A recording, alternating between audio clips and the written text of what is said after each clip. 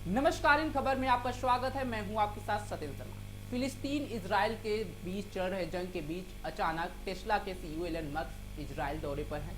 वह जंग के बीच सोमवार को इजराइल पहुंचे थे। उन्होंने इस दौरान इजराइल के प्रधानमंत्री बेंजामिन नेतन्याहू और राष्ट्रपति इजाक हर्जोग से मुलाकात की। मस्क ने गाजा पट्टी के पास किबुत्ज शहर का दौरा किया। हमास ने किबुत्ज पर भी 7 अक्टूबर को हमला किया था, जिसमें कई लोगों की मौत हुई थी।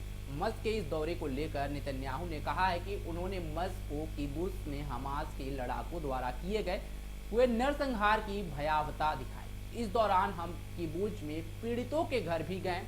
नेतन्याहू ने मस्क को उन इजरायली नागरिकों के घर भी दिखाए जिन्हें बेरहमी से हमास के लड़ाकों ने मार गिराया था।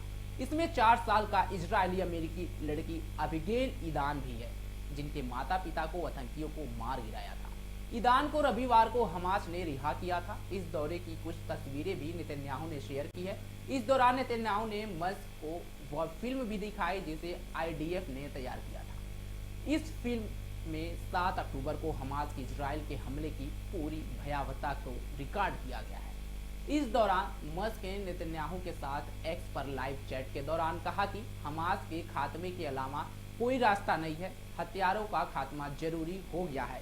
इस तरह का प्रोपेगेंडा बंद होना चाहिए जो लोगों को हत्यारा बनने की ट्रेनिंग दे। गाजा के भविष्य के लिए जरूरी है। मैं गाजा को दोबारा बनने और जंग के बाद गाजा के बेहतर भविष्य में मदद करूंगा।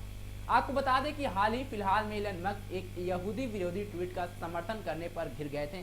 उन पर यहूदी विरोधी को बढ़ावा देने का आरोप भी लगा था। उन्होंने दरअसल एक यहूदी विरोधी ट्वीट से इत्तेफाक दिखाते हुए इस पर कमेंट किया था। इसके बाद ही वह लोगों के निशाने पर आ गए थे। अब कई रिपोर्ट्स में कहा गया है कि इस यहूदी विरोधी वाली छवि को साफ करने के लिए वह इजराइल पहुंचे हैं। वहीं गाजा में हमास अधिकारियों के एक प्रवक्ता ने कहा कि स्कूल में 200 लोग मारे गए या घायल हुए। वहीं इजराइल की सेना ने कोई बयान नहीं दिया है। 7 अक्टूबर को इजराइल में हुए हमले के बाद इजराइल ने हमास को खत्म करने की कसम खाई थी, जिसमें उसके लड़ाकों ने 1200 लोगों की हत्या कर दी थी और 240 लोगों को बंधक बना लिया था। हमास शासित गाजा पट्टी में अधिकारियों ने बताया कि मरने वालों की संख्या बढ़ाकर 12,300 तक हो गई है, जिसमें 5,000 बच्चे भी शामिल हैं। 7 अक्टूबर को हमास ने गाजा पट्टी से इजराइल पर 5,000 से ज्यादा रॉकेट दागकर हमला कर दिया था। इसके तुरंत बाद इजराइल के प्रधानमंत्री बेंजामिन नेतन्याहू ने हमास के खिलाफ जंग का ऐलान कर दिया था। इस जंग में गाजा पट्टी पूरी तरह से तबाह हो गई है। इजराइल और हमास जंग में मरने वालों फिलिस्तीन नागरिक की संख्या 14,000 से ज्यादा हो गई है। अब तक गाजा के 23 लाख में से आधे नागरिकों ने अपना घर छोड़ दिया है।